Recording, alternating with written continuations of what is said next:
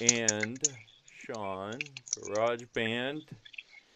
So, Laura, we're gonna introduce you briefly, and then you can say, "Hey, whatever you want. Thanks for having me, whatever," and then we'll go into the questions stuff. And Sean, since you guys met at Global Genes, why don't you start off? Is that cool?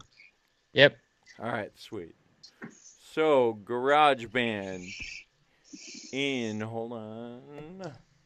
Laura, we'll give an appropriate opening post-recording. So Okay. don't feel like I'm not giving you justice. No worries. All right, and GarageBand, 3, 2, 1, go. Recording.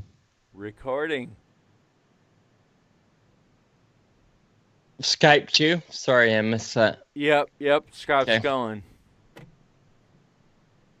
Awesome. Well, again, I've been looking forward to this conversation, and I'm so excited to have Lara Bloom on the show with us today, all the way from London, or somewhere on the other side of the world. Lara, welcome to the show. How are you today? I'm really good, thank you. And I am in London. It's kind of grey and pretty rainy outside. Typical London. Yeah, I'm pretty jealous. That's not like strange, right? No, that is not. That's quintessential January London weather. I'm not jealous of that weather, but London is a city I've never been to. And of course, there are a million cities I've never been to, but London is certainly one of those cities that I really want to visit someday. In fact, you're going to think I'm weird, but I actually really want to fly through Heathrow. Isn't that London? Yes, it is. Yeah, I'm there most weeks, so yeah. I mean, maybe you guys can meet up in the airport sometime. Or something. Coffee or something there. Gladly. Well, Laura and I met at the Global Genes Rare Patient Advocacy Summit in 2019, so just, I don't know, 5 or 6 months ago, whatever it was. And I think what was so cool about Laura, I actually had no idea who you were. I'd never met you, never seen your work. You were leading a panel discussion at the end of day 2, and Kyle and I had done a similar panel discussion at the end of day 1. And I was in attendance of Lara's session, and her opening was so funny to me. I don't even remember exactly what you said. I just remember you did some really good jokes. Excuse me. Some really good jokes that kind of poked fun at yourself, but also poked fun at us, I felt. So it was just hilarious. I don't know who this girl is, but she is irrelevant. And of course, the way you carry yourself, a little bit of your story, everything I just had to meet you. So, and then of course we had to have you on the show. So been looking forward to the conversation for sure. Me too. Good stuff. Laura, go ahead, Sean. Well, I was just gonna jump into her story, so go for it. Laura, as we start off, why don't you let our listeners know a brief synopsis of your story, if you could. Sure, absolutely. So I am currently the president and CEO of the Ehlers-Danlos Society, and I've been doing that for the past 5 years, since we launched officially in 2016, and I left my previous position at EDS UK in 2015, and we spent about a year planning and setting up the global organization. So I've been working in advocacy and in nonprofit now for a decade this month. So it's lots to celebrate this year, and I'm actually really excited. This is the first time I've mentioned this. Actually, I have been awarded an honorary professorship to mark my decade in the field. Wow! So, Congratulations. That's awesome. Thank you. Yeah, through Penn State University. So I will be officially getting that at the end of March, 1 week after my 40th birthday. Oh my gosh, that's That's right by me. exciting. Let me know if you're in town. I will do. Yeah, it's in Hershey. Right, So yeah, that's not far too from you. Right. Yeah, I will. Yeah, well, it's the Congratulations. 31st of March. So I'll definitely send you the details. All right, cool. So can you tell us a little bit about your personal story? Like, how did you get involved? Yeah, well, I mean, it seems like a million years ago, but 10 years, it's gone past in the blink of an eye. But my career before getting into the nonprofit space was a photographer. I was a photographer, and I worked at Getty Images. I also dabbled in paparazzi photography. And it was too hard with EDS. And at that time, I actually didn't know I had EDS. I was undiagnosed until I was 24. And I was struggling to kind of carry heavy equipment and to stand for long periods of time. And when I was then diagnosed at 24, I tried to go into kind of desk work in the photography space. And I didn't feel as fulfilled. I felt like I could be doing more. I had a taste of a nonprofit life when I set up a charity raising money and awareness for AIDS orphans in South Africa. And I went there and helped build an orphanage. And that was so incredibly fulfilling and satisfying. And I thought I'd love to do this more. But it's always, especially in the UK, it's something that it's hard to imagine doing that as a career. Right. And it's much more of a thing that you do as a volunteer. And I was absolutely fine with that. And I knew I had to find another office job that I felt fulfilled in. And I had always wanted to be a spy and work in intelligence, which is completely mad. But I thought, law of attraction, why the hell not? I want to do something that it feels like it's in the international space and that is making a difference. So I took myself back to university and I did a second degree in global politics and international relations. And so by this time, this was about the end of 2009 at this point. And I'd been diagnosed since 2004. I'd had a lot of different health issues come along the way. And I'd been basically just working at Getty Images at a desk for that period of time. And so I left Getty and I made the kind of brave decision that I would do this university course in the evenings and I would find some kind of volunteer or part-time work in the day. And I was embarking on that, and completely in parallel at the same time, I went to a gallery event at Getty Images, and because I had a lot of old colleagues that were still there. And I met through one of my friend's husbands, so completely unconnected, this wonderful man, and we got talking, and he said, "Why have you left Getty?" And I said, "Oh, it's a really long, boring story, but I've got this health condition you've probably never heard of." And he said, "Oh, no, try me." And I said, "I have Ehlers-Danlos Syndrome." And he kind of went a bit pale and he just stared at me and he said, "My daughter died of that when she was 19 years old." And I was like, "What?" And his daughter had vascular EDS. So that was it. It was like the stars aligned and it was so serendipitous. And we were just standing in this gallery space and our worlds had come together and we were talking. And I said to them that I had just come back from that summer. So this was kind of September, October time. That summer, I'd gone to my first ever EDS conference in America with the organization that was then EDNF. And I met people for the first time with EDS. I hadn't met anyone since all those years, since 2004 to 2009. And it was incredibly liberating to be in a room with people that understood what you were going through and knew what it was like to live with this, and you could share stories. And I came back looking for that in the UK and it wasn't really here. And we were talking about the UK charity that was then the Ehlers-Danlos Support Group. And I said, "Why don't we put on an event for them and try and raise some money and see if they can put on big conferences like this?" And he said, okay, great idea. I've also wanted to have a chat with them. And he said, let's set up a meeting. Do me a favor. In the interim, write on a piece of paper everything you would want from a charity that would help you, and we'll go and talk to them.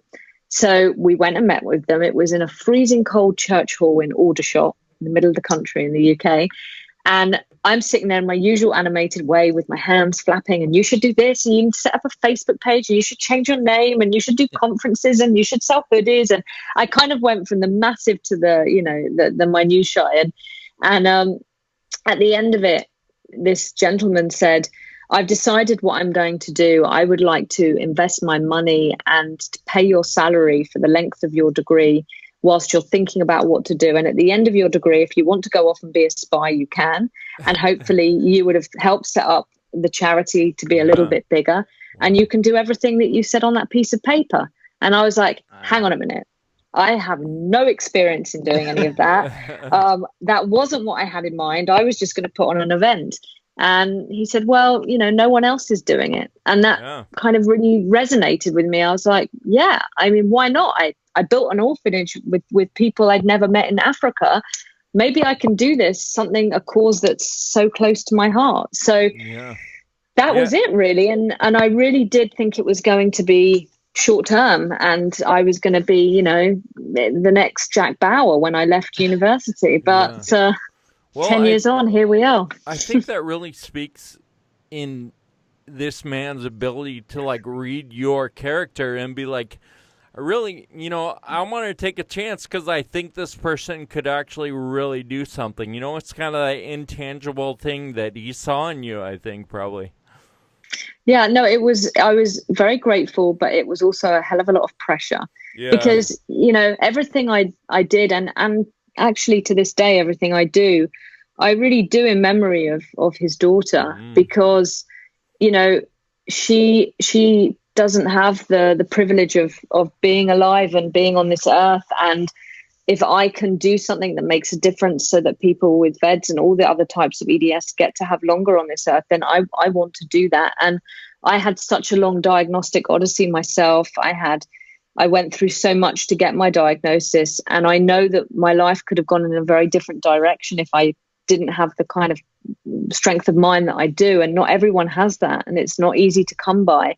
And so I really wanted to make a difference to as many people as I could and change things because, if not me, then who? Yeah, that's really beautiful.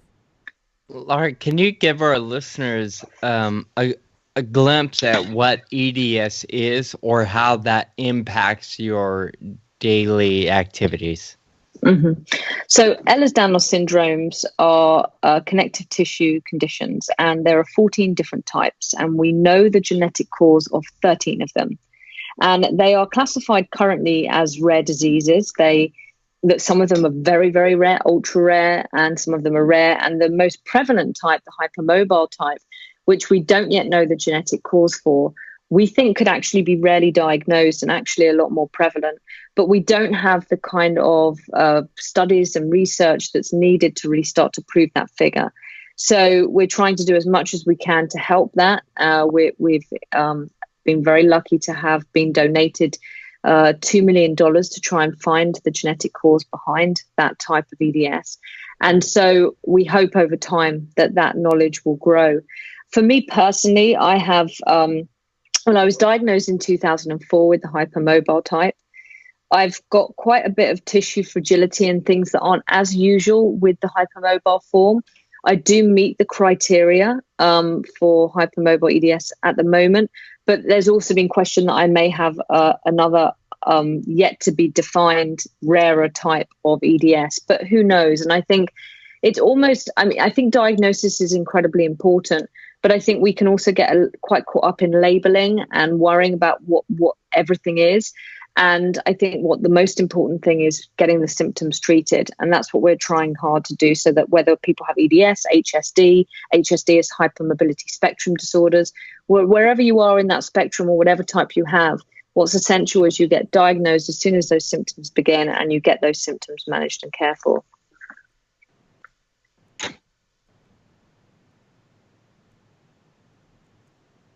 Excuse me. So when you were sharing your story of wanting to be a spy in school and just trying to figure yourself out, maybe in the mid 20 years old or so. Mm-hmm. You mentioned that, especially in the UK, it's not really an easy full-time job to get into healthcare, or not healthcare, but more nonprofit work. Mm-hmm. Yeah. So obviously, you've been doing that now for a decade, and you've been crazy. In my opinion, very successful. You have quite a reach.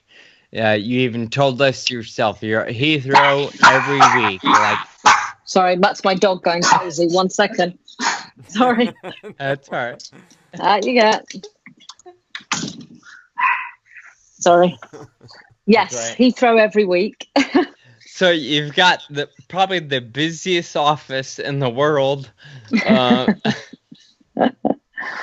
Talk to us a little bit about going into to that nonprofit space full time. Of course, you just shared about the man that probably helped you make that jump a little bit easier. When you were diagnosed and after a few years of your journey, was going into that work full time easy for you with that gentleman's support, or was this still something you're like, I just don't know if I'm going to commit my everyday to that line of work? How did you come about that decision? Well, it was, I think it's always a question. I'm a big believer in the universe and the law of attraction and timing. And I think a lot of it was timing. So I think I've definitely, things I never really talk about is the sacrifices I've had to make working in the nonprofit space. As generous as that gentleman was, giving 2 years of a salary, it was a less than half pay cut. So I was earning under half of what I had previously earned.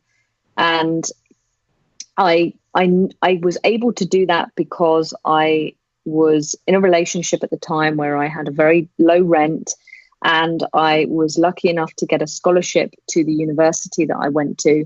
And so I didn't have a lot of outgoings. And I thought, you know what, think long term. I really want to do this in my heart, and I want to make this difference. And I know that I've got a plan long term. So I will make the financial hit now. And remember, I wasn't young. I was 30 years old. So that's all well and good doing that when you're in your early 20s. But at 29, 30 years old, I started EDS UK my first day in January 2010. And I was going to be 30 years old in a few months. And I was like, wow, I've never earned less. And I don't know how I'm going to do this, but I believed in it so strongly. And it had to be done. And it was like, I saw so clearly what needed to be done. And I'm a very ambitious person. I'm very driven.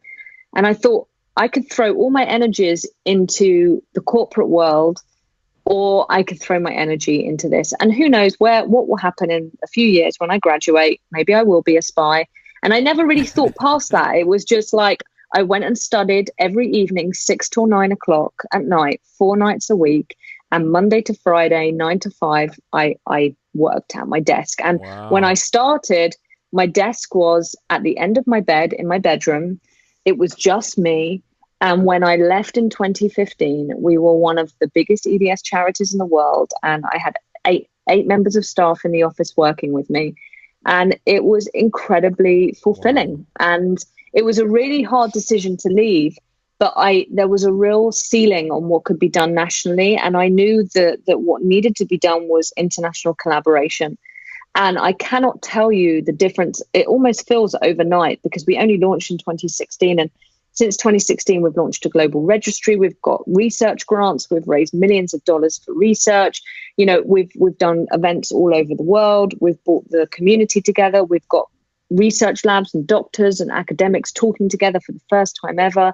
We're getting things translated. It's snowballing, because when you bring people together and that saying, if you want to go fast, go alone.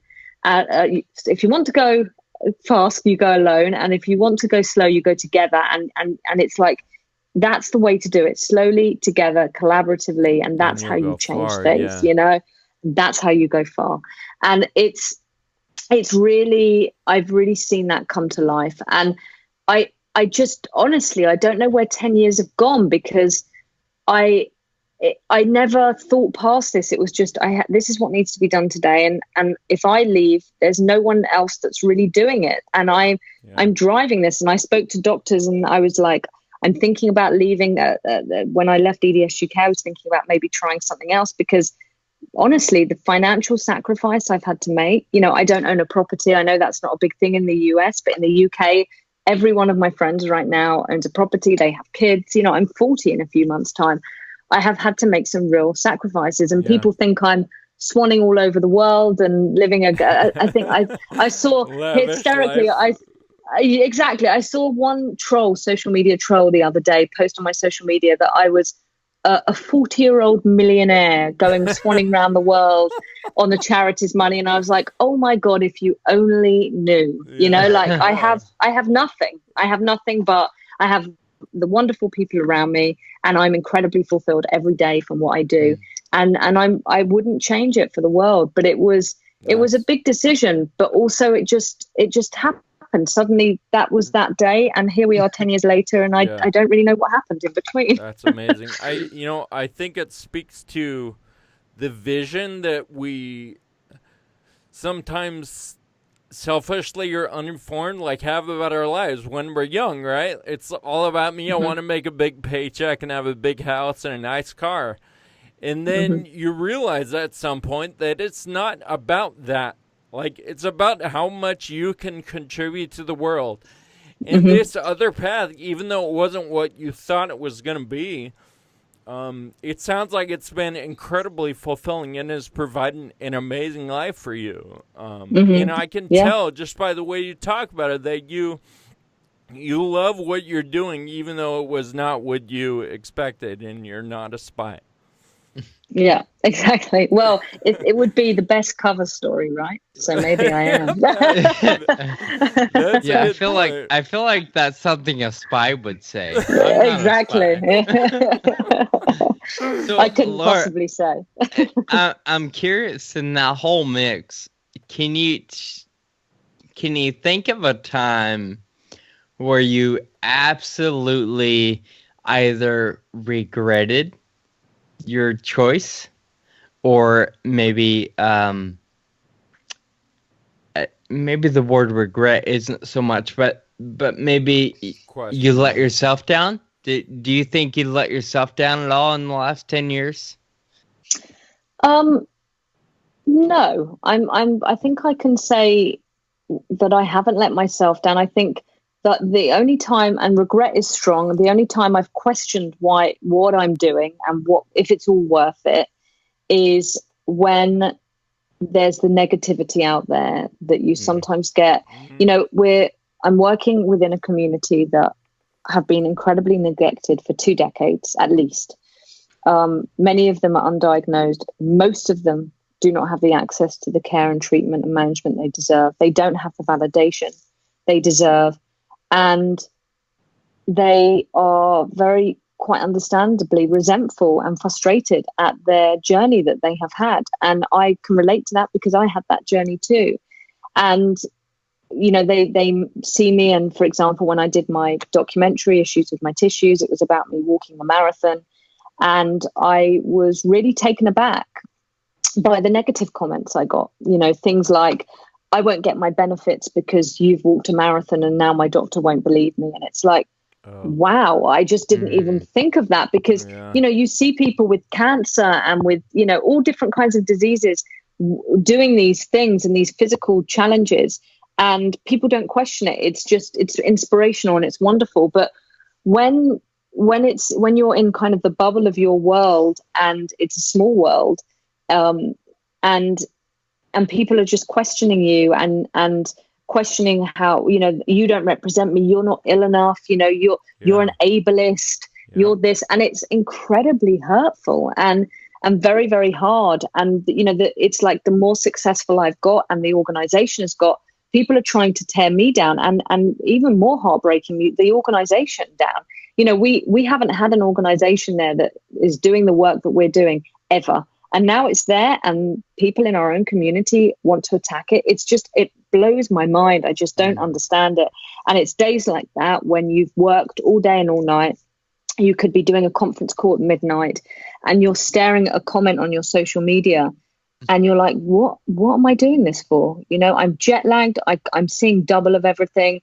Everything hurts. I'm exhausted. I'm fighting for all of you, and for me, and for everyone, and for everything that needs to be made better in this world for people living with chronic and rare diseases. And that's what you're writing. It's like, wow. But then I remember that is literally a drop in the ocean, and the abundance of gratitude and positive comments and lives that you have impacted. You know, I remember when I did the documentary, I got a message the next day from this woman who said, I'm writing to you this to you on a park bench outside, feeling the fresh air on my face for the first time in 3 months. And I got up and walked because of watching your documentary. And that, I will never forget that comment. And I had it framed, and I was like, that's why I did this. Oh, man. Because if I can just change a few lives like that and give people hope that you can have a good quality of life with this condition, then it makes it all worth it. You just brought tears to my eyes. Anyone that knows me knows that's not hard to do, but I love that story so much. And you know, you mentioned the documentary, and Sean and I were involved in a documentary called The Ataxian. It's available on iTunes and Google and all that. And I watched the trailer for your documentary, and I have to admit that I have not watched the whole thing all the way through, but it looks really, really amazing. And you know, I know Sean and I and a lot of people on our team going into the documentary we were like, all right, this is gonna be awesome. Like, it's gonna get 1 million people watching it. We're gonna spread the word of FA and rare disease far and wide. And then all of a sudden, it wasn't that. It was absolutely amazing, but it wasn't what we thought. You know, there's not 1 million viewers, but everyone who sees it is really, really moved by it. And so, in the realm of speaking about the documentary, can you talk about, well, first of all, briefly, what was it about? I think you mentioned a little bit, but also, you know, your expectations for it and what the value is of that piece.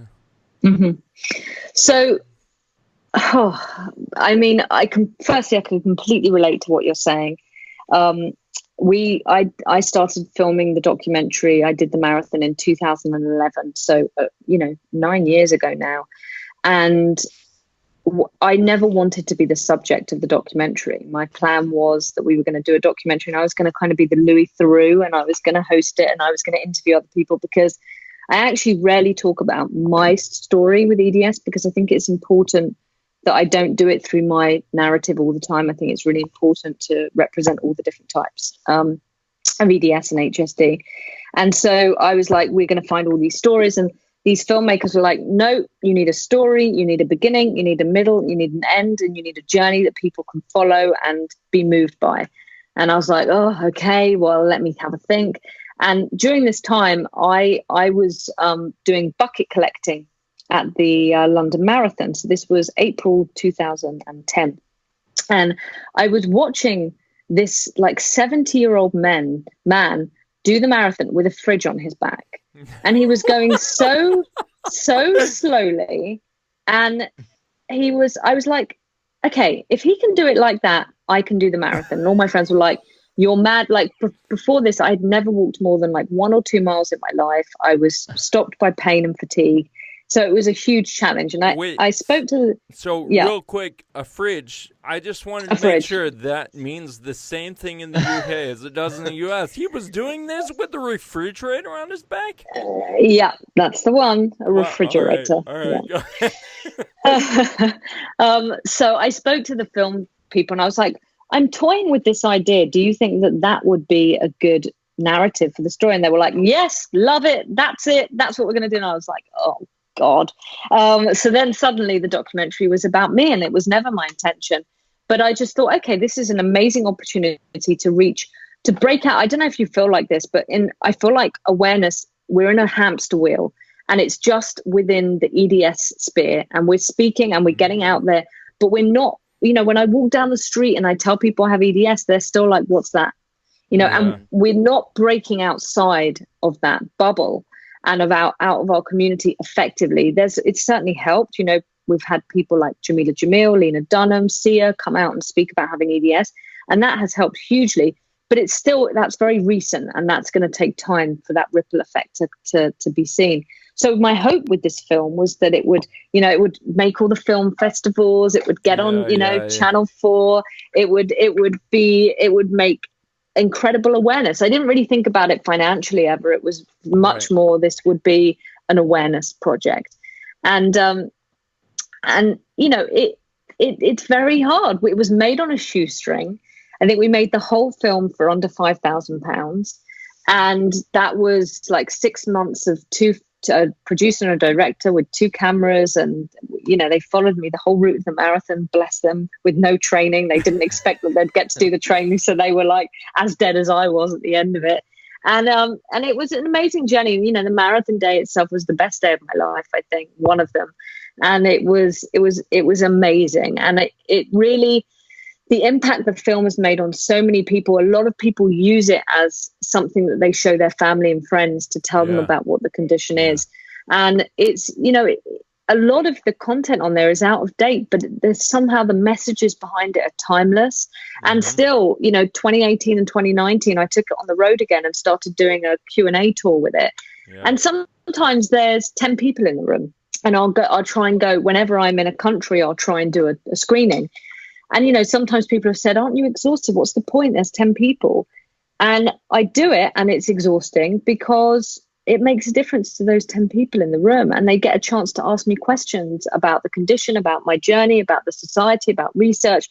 And it makes a difference to them in that moment. And for that reason, I'm incredibly grateful for it. And it's had, it made it onto a TV station in the UK called the Community Channel, and it was voted one of the most viewed and popular shows. I think it had about 100,000 views, but a drop in the ocean in the big scheme of things.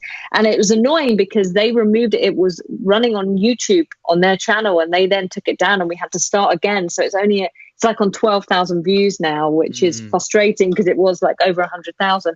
But I just have to remember, it's not about the views and the counts. It's about the impact it makes to each individual that watches it. Yeah. And for that, I don't regret it. And I'm grateful. And it's a shame it didn't, win some awards and get out there. But, there's always the next film, and who knows what that will be. But I'm always thinking about awareness methods. And I think film is a great way to tell stories. So how do our listeners find the documentary, and how do they watch it? So it's on YouTube for free, and you just type in Issues with My Tissues into Google and it will come right up. Or you could go to my website, larabloom.com, and you can access it there. Awesome. So we'll shift gears a little bit, Lara.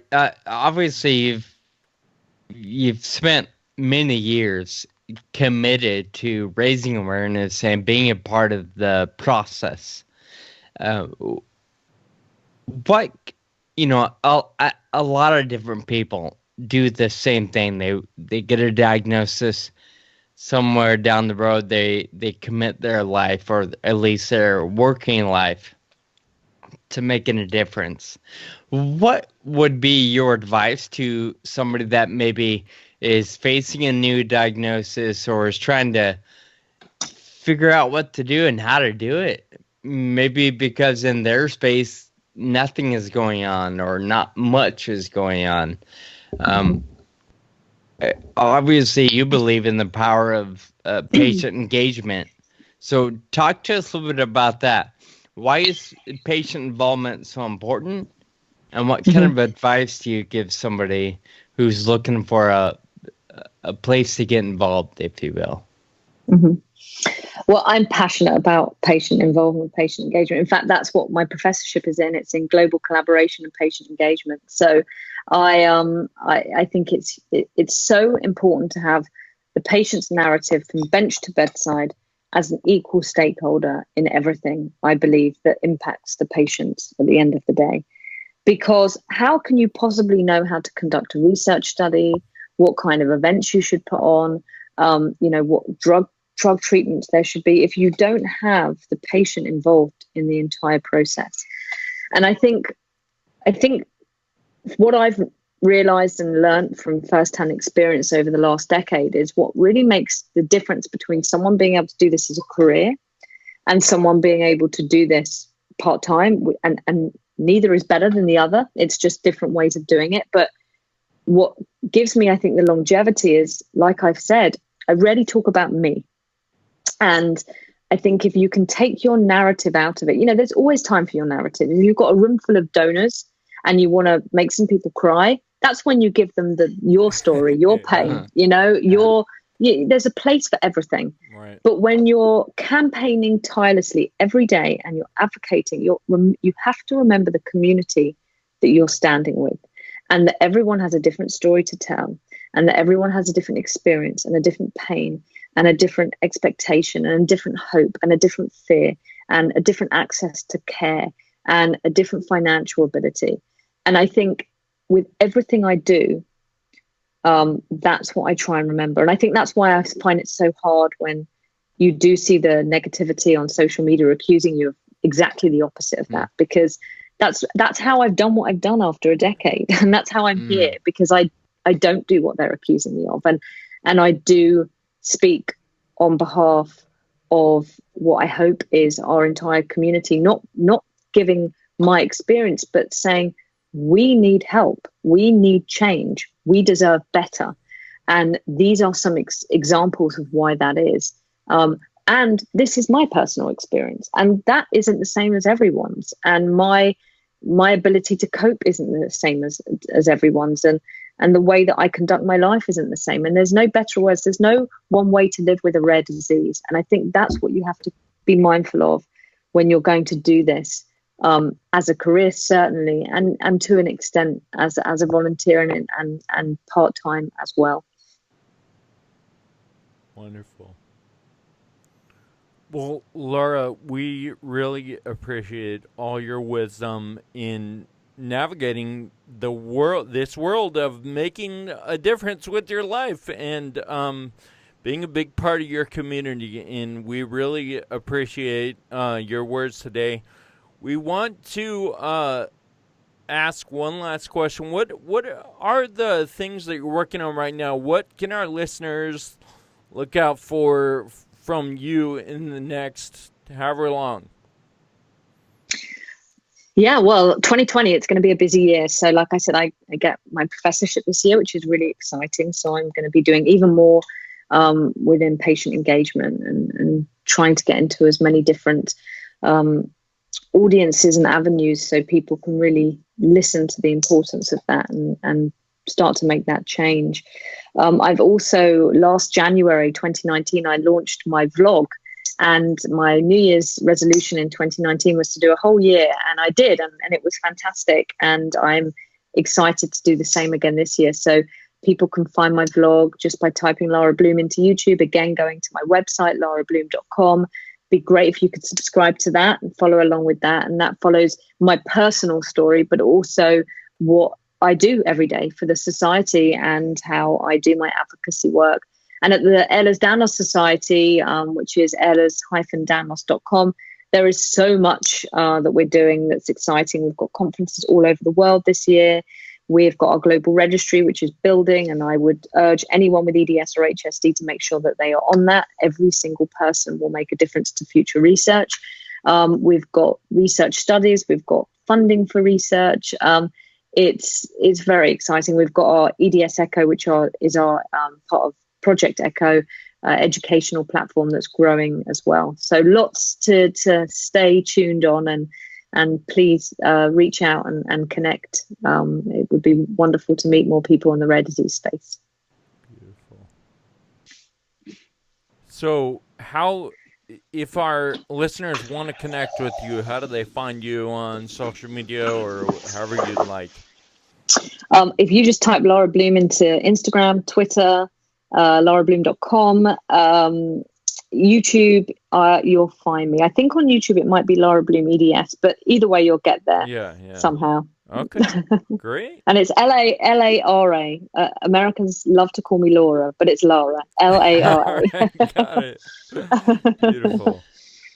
Wonderful. Thank you both. Amazing. We look forward to sending listeners your way, and of course, learning and following and hearing more of your story. I didn't know you were doing a vlog. I'll have to check that out.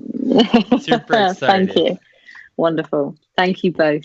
We hope you enjoyed the rest of your rainy, cloudy day. Thanks so much for getting on the phone with us. Yep. Such a pleasure. See you soon, Laura. Thank you. Happy New Year. All right, don't go anywhere. We're going to stop the Skype recording.